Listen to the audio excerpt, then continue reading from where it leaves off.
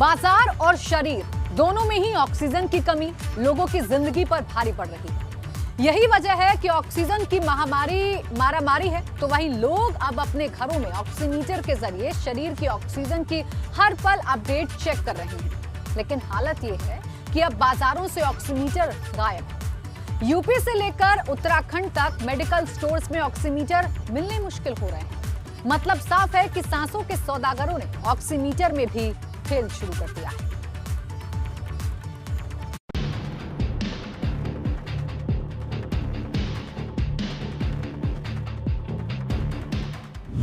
Oximeter गायब, कैसे करें ऑक्सीजन की नाप। शुरू हो गई ऑक्सीमीटर की कालाबाजारी। 2 से 3 गुने दाम में बिक रहे ऑक्सीमीटर। मेडिकल स्टोर के बाहर लोगों की ये लंबी लाइन बता रही है कि बाजार के हालात क्या हैं। इस लाइन में वो भी शामिल हैं जिन्हें किसी अपने की जिंदगी बचाने की चिंता सता रही है, तो वो लोग भी हैं जो कोरोना के इन हालातों में पहले से तैयारी रखने की कोशिश में जुटे हुए हैं। कोरोना काल में सबसे बड़ी चीज अगर कुछ उभर कर सामने आई है तो वो है ऑक्सीजन की कमी। लेकिन आम आदमी को घर पर ऑक्सीजन के नाप लेने के लिए जरूरत है एक ऑक्सीमीटर की। पिछले साल जब कोविड आया था तो उसमें सरकारी रेट जो 1490 रुपये उन्होंने अपना रखा था, तो 1490 रुपये अभी भी वही रेट चलना चाहिए। है थोड़ा माल महंगा है, पहले से ज़्यादा महंगा है, लेकिन उसका कोई फ़र्क नहीं पड़ता है। आजकल तो लोकल की एकदम भरमार पड़ी हुई है, जिसका मेरे ख्याल से जो पल्स का जो रेट आ रहा है वो सही उसमें नहीं आता है, जो फ्रिक्वेंसी उसकी होनी चाहिए। जैसे माइक्रोटेक कंपनी और कई सारी कंपनियाँ जो मल्टी ब्रांडेड है, उनका माल थोड़ा देर से मिल रहा है, लेकिन मिल रहा है, हल्का फुल्का मिल रहा है, उतनी क्वांटिटी में नहीं मिल रहा जैसे पहले मिलता था। लोगों की मुसीबतें कम होने का नाम नहीं ले रही हैं। अस्पताल में दाखिला, इलाज, ऑक्सीजन से लेकर रेमडेसिविर इंजेक्शन और दवाओं के संकट के बीच अब एक और बड़ी मुसीबत लोगों को इंतजार कर रही है। दरअसल होम आइसोलेशन और घर पर ही इलाज की व्यवस्था की चिंता ने ऑक्सीमीटर, स्टीम मशीन और पीपीई किट की डिमांड बढ़ा दी है। लेकिन बाजार के हालात इस पर भी भारी साबित हो रहे हैं। लोगों को ना तो सही से ऑक्सीमीटर मिल रहे हैं और न ही स्टीम मशीन और पीपीई किट। अगर कहीं से सामान मिल भी रहा है तो बेहद ऊंचे दामों पर, क्योंकि डिमांड बढ़ने के साथ ही कालाबाजारी भी शुरू हो गई है। पल्स ऑक्सीमीटर की शॉर्टेज थोड़ी है, मिल रहा है, थोड़ी शॉर्टेज है, क्योंकि डिमांड अचानक बहुत बढ़ गई है और सप्लाई उस हिसाब से बैकअप नहीं है। वो भी 1-2 दिन में पूरी हो जाएगी, धीरे धीरे करके मिल जाएगी। अभी आपके पास है? एट प्रेजेंट नहीं है, मेरे पास 3-4 दिन पहले तक था, अभी नहीं है। उम्मीद है कि ऑर्डर लगे हुए हैं, इसी हफ्ते में कभी भी आ जाएगा। आपने कितने दाम तक बेचा है? मैंने लास्ट जो बेचा था 1200, उसके बाद थोड़ा इंक्रीजमेंट मिला था, 1500 तक मैंने बेचा है। आगे का रेट मुझे खुद भी नहीं मालूम क्या आने वाला, अभी तक मैंने 1500 तक बेचा है। कालाबाजारी लोगों को कर रही पैनिक। दवाओं की कमी से लोग पहुंच रहे बाजार। जरूरत के सामानों के बढ़े कई गुना रेट। राजधानी की मेडिकल शॉप्स में 90% दुकानों में ऑक्सीमीटर उपलब्ध नहीं है। दुकानदारों का कहना है कि डिमांड इतनी ज्यादा है कि सप्लाई कर ही नहीं पा रहे हैं। जो स्टॉक मिलता है वो 2-3 दिन में खत्म हो रहा है। नया स्टॉक आने में वक्त लग रहा है। जो ऑक्सीमीटर 1000 से 1200 रुपए में मिलते थे, अब उनके 2 से 3000 रुपए तक वसूले जा रहे हैं। ऑनलाइन डिमांड इतनी बढ़ चुकी है कि ऑर्डर मिलने में 10 से 15 दिन लग रहे हैं। ऐसे में उन उत्पादों की कालाबाजारी को बढ़ावा मिल रहा है। दुकानों में ऑक्सीमीटर और पीपीई किट की खरीद फरोख्त पर प्रशासन का कोई अंकुश नहीं है।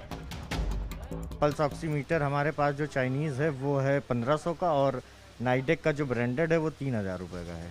ये रेट बहुत ज़्यादा नहीं है? पहले 600, 800, 900 रुपए तक के पल्स ऑक्सीमीटर मिलते थे। रेट तो ज़्यादा है, लेकिन अब पीछे से हमें मिल भी माल शॉर्टेज की वजह से महंगे में रहा है, इसीलिए थोड़ा सा रेट बढ़ा है। इस समय शॉर्टेज की वजह से रेट बढ़ा है 200-400 रुपये। जी, रेमडेसिविर इंजेक्शन की कैसे दी? आपकी ही एक प्रतिष्ठान ऐसा है जहाँ पर उपलब्ध हुआ करता था, अब क्या है? सर रेमडेसिविर की स्थिति बहुत बुरी है और पर डे करीब 100 से ऊपर कस्टमरों को हम लोग लौटाल रहे हैं, मना कर रहे हैं। हमने बोर्ड भी लगा रखा है कि रेमडेसिविर नॉट अवेलेबल, क्योंकि पीछे डिपो से हमें स्टॉक मिल नहीं रहा है शॉर्टेज की वजह से।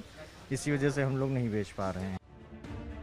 ऑक्सीमीटर के साथ बाकी जरूरत के सामानों की कमी को लेकर यह हालात केवल यूपी में ही नहीं बल्कि उत्तराखंड में भी है। उत्तराखंड में ऑक्सीमीटर के साथ बाकी की जरूरत की दवाओं की किल्लत नजर आ रही है। लोग दवा और बाकी जरूरत के सामानों की शॉर्टेज की वजह से घबरा रहे हैं, जिसकी वजह से मेडिकल स्टोर्स में लोगों की भीड़ जुट रही है।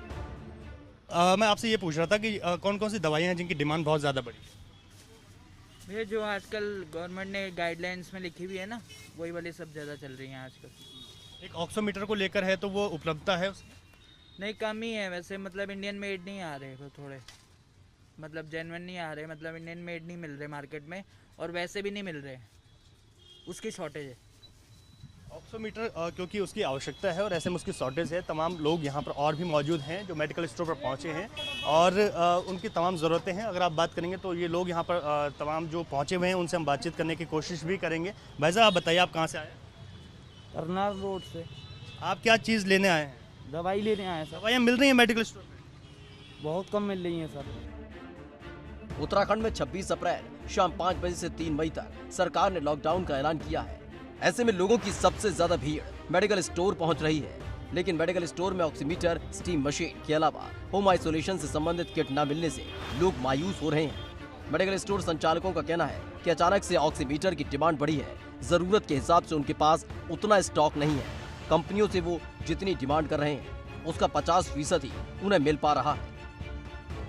देहरादून में आज शाम 7 बजे से 3 मई की सुबह 5 बजे तक पूरी तरीके से कर्फ्यू लगा दिया गया है और शाम से आज जो है कर्फ्यू के लिए पूरी व्यवस्थाएं कर भी दी गई हैं। अगर आप आज की हम बात करें तो बाज़ारों में काफ़ी भीड़ है, वो इस वजह से क्योंकि लोग अपनी आवश्यकताओं की जो सामान है उसको ख़रीदने आए हैं। मैं इस वक्त मेडिकल स्टोर पे हूँ। मेडिकल स्टोर पे भी अगर आप देखेंगे तो लोगों की भीड़ हर एक दिन जो है लगातार बढ़ती जा रही है और ऐसे में तमाम लोग जो है दवाइयों को ख़रीदने के लिए मेडिकल स्टोर पर आ रहे हैं। हालांकि कर्फ्यू के दौरान जो मेडिकल स्टोर है वो सभी पूरी तरीके से खुले रहेंगे और किसी भी तरीके पर इन पर कोई पाबंदी नहीं रहेगी, लेकिन तमाम लोग यहाँ पर पहुँच रहे हैं। कर्फ्यू भी लगा दिया गया है और इसके साथ ही क्योंकि लगातार कोरोना के मामले बढ़ रहे हैं, कुछ लोगों के लिए इससे बड़ी मुश्किल और क्या होगी कि अस्पतालों में लोगों को इलाज नहीं मिल रहा, जरूरत के लिए ऑक्सीजन नहीं मिल रही, बाजारों में दवाएं खत्म हो रही हैं और तो और अब ऑक्सीजन नापने वाली मशीन यानी ऑक्सीमीटर भी गायब हो रही है, यानी कालाबाजारी अपने चरम पर पहुंच रही है और सिस्टम की फाइलों में सब प्रदेशों में सब ठीक चल रहा है। एबीपी गंगा के लिए लखनऊ से विवेक त्रिपाठी और देहरादून से रवि कैंतुरा की रिपोर्ट। सिस्टम का दावा है कि प्रदेश में ऑक्सीजन की कमी नहीं है, लेकिन तस्वीरें कह रही हैं कि फाइलों का गुलाबी मौसम जमीन पर नहीं है। लोग अभी भी अपनों की जिंदगी बचाने के लिए जद्दोजहद कर रहे हैं। एक एक सांस के लिए कई कई किलोमीटर तक लोग कंधों पर सिलेंडर रखकर भटक रहे हैं ताकि कहीं से कोई उम्मीद की किरण हो जो उनके किसी अपने की जिंदगी सलामत करे।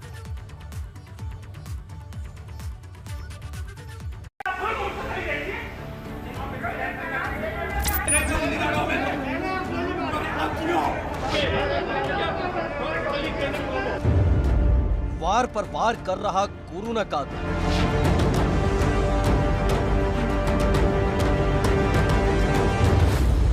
सांस लेना भी हो रहा मुश्किल।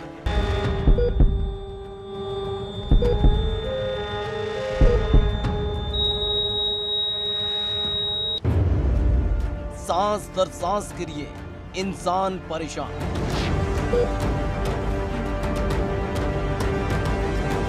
अस्पताल के बिस्तर पर तड़प रहे मरीजों को सांस की दरकार है। हर इंसान ऑक्सीजन के लिए बेकरार है और उसी बेकरारी के साथ इंसान लाश में तब्दील हुए जा रहा है। यूपी के अलग अलग शहरों के अलग अलग अस्पताल में इंसान अपने अपने बिस्तर पर लाश में तब्दील हो रहा है और उसे बचाने के लिए ऑक्सीजन की जरूरत है। और ऑक्सीजन की चाहत में जो आपाधापी शुरू हुई है वो खत्म होने का नाम नहीं ले रही है।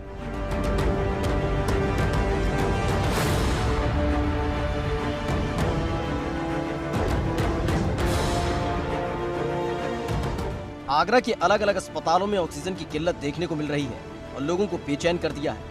ऑक्सीजन सप्लायर से लेकर अस्पताल प्रबंधन के आगे इंसान इतना मजबूर हो चुका है कि अपनों की जान बचाने के लिए सांस की मिन्नतें कर रहा है।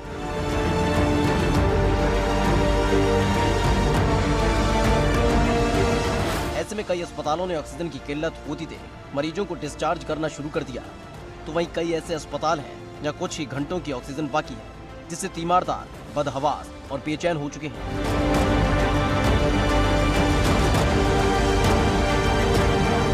इस समय आगरा में ऑक्सीजन की ज़बरदस्त किल्लत बनी हुई है और एक आंकड़े के मुताबिक आगरा में इस समय ऑक्सीजन की जो डिमांड है वो करीब 45 मीट्रिक टन पहुंच चुकी है, लेकिन उसके तुलना में 50% ही ऑक्सीजन की सप्लाई हो पा रही है।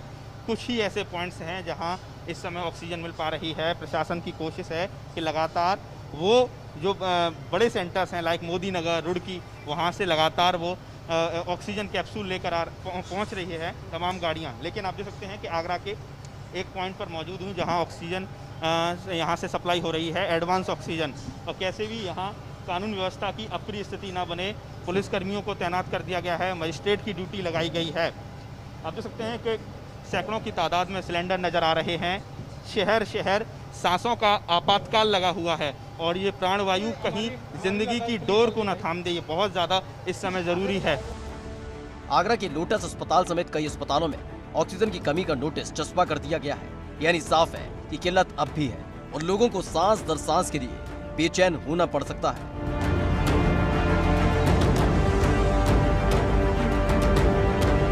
वहीं आगरा के अलग अलग ऑक्सीजन एजेंसी पर ऑक्सीजन की एक अदद सिलेंडर की चाहत में लोग आपस में भिड़ गए।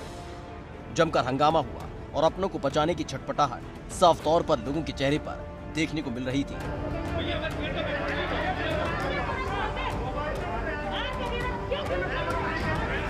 देश के अन्य शहरों की तरह आगरा में भी कहा जाए कि सांसों का आपातकाल लगा हुआ है तो गलत नहीं होगा। आप देख सकते हैं कि इस समय मैं एक ऑक्सीजन प्लांट के बाहर मौजूद हूं।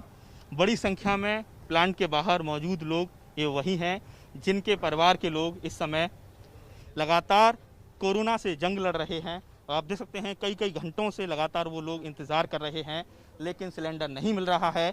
कालाबाजारी इस समय लगातार चरम पर बनी हुई है। मुख्यमंत्री योगी आदित्यनाथ कह रहे हैं कि पूरे प्रदेश में कहीं भी ऑक्सीजन की कमी नहीं है, लेकिन ज़मीनी धरातल पर पूरी तरह से स्थिति अलग नज़र आ रही है। अधिकारी बोलने को तैयार नहीं हैं और आप देख सकते हैं किस तरीके से इस समय संजीवनी बूटी की तरह ये ऑक्सीजन इस समय जो सिलेंडर हैं वो बने हुए हैं।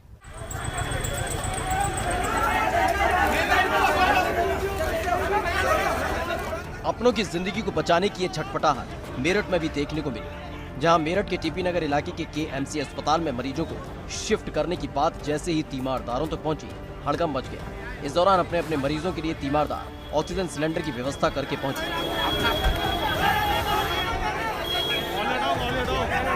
वहीं इस जद्दोजहद के बीच मेरठ का प्रशासनिक अमला पूरी तरह से लापरवाह बना रहा। हंगामे की उठी आवाजें जब जिले के जिले इलाही के दरबार तक पहुंची तो ऑक्सीजन की आपूर्ति का दावा किया जाता रहा। ऑक्सीजन की कुछ क्राइसिस हो गई थी, लेकिन हमने मेडिकल कॉलेज से कुछ सिलेंडर्स यहाँ पे दिलवा दिए हैं फिलहाल टेम्परेरीली, और इनको हिदायत दी गई है कि उसको ऑक्सीजन को हिसाब से इस्तेमाल करें, वेस्ट ना करें। तो मेरे को लगता है कि सुबह 7-8 बजे तक के लिए इनफ ऑक्सीजन है अगर ये ठीक से इस्तेमाल करेंगे।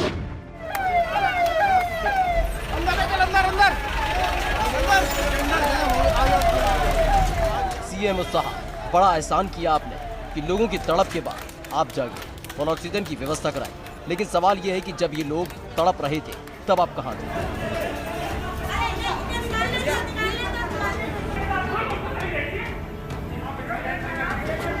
ये तस्वीरें बताने के लिए काफी हैं कि हालात किस कदर बिगड़ चुके हैं। जहां ऑक्सीजन सिलेंडर के लिए अस्पताल की देरी पर ही तीमारदार आपस में भिड़ गए। इस दौरान काफी देर तक विवाद होता रहा।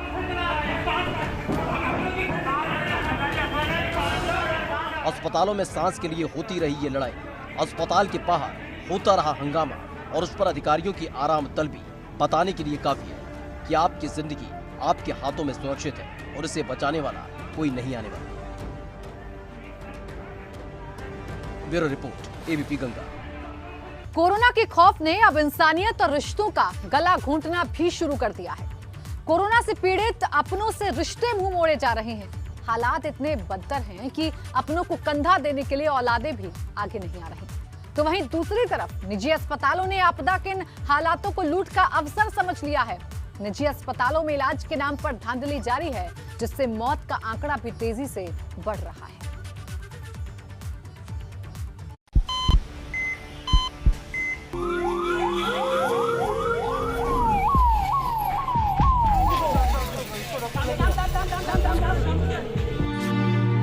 यहाँ से खाली बॉडीज ओनली बॉडीज निकल रही हैं। कोरोना एक ऐसी बीमारी है जहां रिश्तों की कोई मर्यादा नहीं रह गई है। गोयल सिटी हॉस्पिटल के बाहर खड़ा हुआ शव वाहन और उसमें राजेंद्र कुमार अग्रवाल का पार्थिव शरीर है। लेकिन अब हॉस्पिटल के तमाम प्रबंधन को इस बात के लिए परिवारीजन लगातार रिक्वेस्ट कर रहे हैं कि वो लोग नहीं आ सकते हैं और ऐसे में आप खुद जाकर, यानी जो मेडिकल स्टाफ है हॉस्पिटल का और एम्बुलेंस चालक है, वो खुद जाकर अंतिम संस्कार करा दें। तो आप समझ सकते हैं कि जब स्थिति इतनी ज़्यादा भयावह बनी हुई है, वहाँ किस तरीके से रिश्तों के कहा जाए जो डोर है वो भी पूरी तरह से टूटी नजर आ रही है। हालांकि पुलिस की दखलंदाजी के बाद अब राजेंद्र अग्रवाल का अंतिम संस्कार करने को उनका परिवार राजी हुआ है। जरा सोचिए, जब रिश्ते साथ छोड़ रहे हैं तो इस कोरोना काल में इंसानियत कितनी देर टिक पाएगी। बरेली से भी एक तस्वीर सामने आई है। यहाँ के फरीदपुर थाना क्षेत्र में रोहतास नाम का ये शख्स किराए पर रहता था। कोरोना हुआ तो मकान मालिक ने घर से बाहर निकाल दिया। बेटा अपनी माँ के पास पहुँच गया, जिससे माँ को भी कोरोना ने अपनी चपेट में ले लिया। हालातों की मार दोनों पर ऐसी पड़ी, कोरोना से माँ बेटे की मौत हो गई। लेकिन बदकिस्मती ने फिर भी पीछा नहीं छोड़ा। शमशान में जगह कम पड़ गई तो दोनों की लाशों को एक ही चिता पर अंतिम संस्कार करना पड़ा। अस्पतालों में इलाज नहीं, मौत का खेल। इलाज के नाम पर हो रहा लाशों का सौदा। मेरी मदर को 3 दिन कोई ख्याल नहीं रखेगा, स्टाफ भी नहीं आया, न दवाई लगाने आ रहा है कोई, मैं दवाई लाना खाना देने आया। उसके बाद तीसरे दिन क्या कहते हैं, मेरे मम्मी बाथरूम में गिर गई होंगी 2-3 बार, ये भी किसी ने इन्फॉर्म नहीं करा। उसका कहीं शिफ्ट कर दिया, मुझे बेड नंबर भी नहीं बताया। क्या कहते हैं क्या हो रहा है, कंप्लेंट वगैरह करी तो थोड़ा जाके कल स्टाफ कोविड था तो भर्ती किया गया था। ये उस बेटे के आरोप हैं जिसने अस्पताल की लापरवाही से अपनी मां को खो दिया। जहां एक तरफ कोरोना की वजह से एक बेड की मारामारी है, तो वहीं दूसरी तरफ संभल के एशियन हसीन बेगम जैसे निजी अस्पतालों की भी, जिन्हें कोविड सेंटर बनाया गया और यह इलाज के नाम पर पहले मौत बांटी जा रही है, फिर लाशों का सौदा किया जा रहा है। परिवार का आरोप है कि मां की डेड बॉडी देने के नाम पर करीब 1.5 लाख रुपए मांगी गई। बाहर शिफ्ट कर दिया कि दूसरे हॉस्पिटल की, वहाँ चले जाओ रेफर, यहाँ पे एक्सपायर हो गए थे वो, क्योंकि मिलना नहीं था। आप क्या कह रहे हैं डॉक्टर? अब बॉडी लेने की बात हुई तो कहना पहले बिलिंग करा के लाओ, फिर उसके बाद बॉडी मिलेगी आपको। 1,35,000 रुपये का बिलिंग बैठाई है, जिसमें कोई केयर नहीं हुई ना कुछ हुई है। घंटों परिवार लाश पाने का इंतजार करता रहा। मीडिया की दखलंदाजी के बाद परिवार को मां का शव मिल सका। इस मामले में अधिकारियों का क्या कहना है, उसे भी सुन लीजिए। ये एशियन हॉस्पिटल को हमारी तरफ से अधिकृत किया गया है, जो गवर्नमेंट के रेट पे इलाज करेगा, और 25% बेड हमने प्राइवेट सेक्टर के लिए दे रखे हैं। जो भी पेशेंट हमारी तरफ से रेफर होकर जाएगा वो फ्री ऑफ कॉस्ट इलाज होगा, उसका पेमेंट सरकार की तरफ से किया जाएगा। लेकिन जानकारी होने पर पता चला कि ये प्राइवेट तौर पे ये मरीज भर्ती हुए थे और सिर्फ मात्र 9,000 रुपये इनकी तरफ से जमा हुए थे। जैसे ही मामला संज्ञान में आया, उसके बाद इन्हें बॉडी हैंडओवर करा के सब कुछ क्लियर करवा दिया गया। नोडल साहब, यहाँ आरोप इलाज के बिल को लेकर नहीं बल्कि इलाज को लेकर है। कोविड पीड़ित महिला का सही से इलाज नहीं किया गया, उन्हें वक्त पर ऑक्सीजन नहीं लगाई थी, महिला बाथरूम में गिरी, इस बात की जानकारी नहीं दी गई। अगर इसके बाद भी आप जैसे जिम्मेदारों को निजी अस्पतालों की हकीकत नहीं समझ आ रही, तो यह आपदा काल में आम आदमी के लिए इससे बड़ी त्रासदी कुछ हो ही नहीं सकती। एक तरफ कोरोना मौत का पंजा फैलाए खड़ा है, तो वहीं दूसरी तरफ निजी अस्पताल इलाज के नाम पर लूटने के लिए मौत का जाल बिछाए बैठे हैं। और सरकारी व्यवस्थाओं का क्या आलम है, इसके बारे में हर रोज सामने आती तस्वीरें ही काफी। Bureau report, ABP Ganga.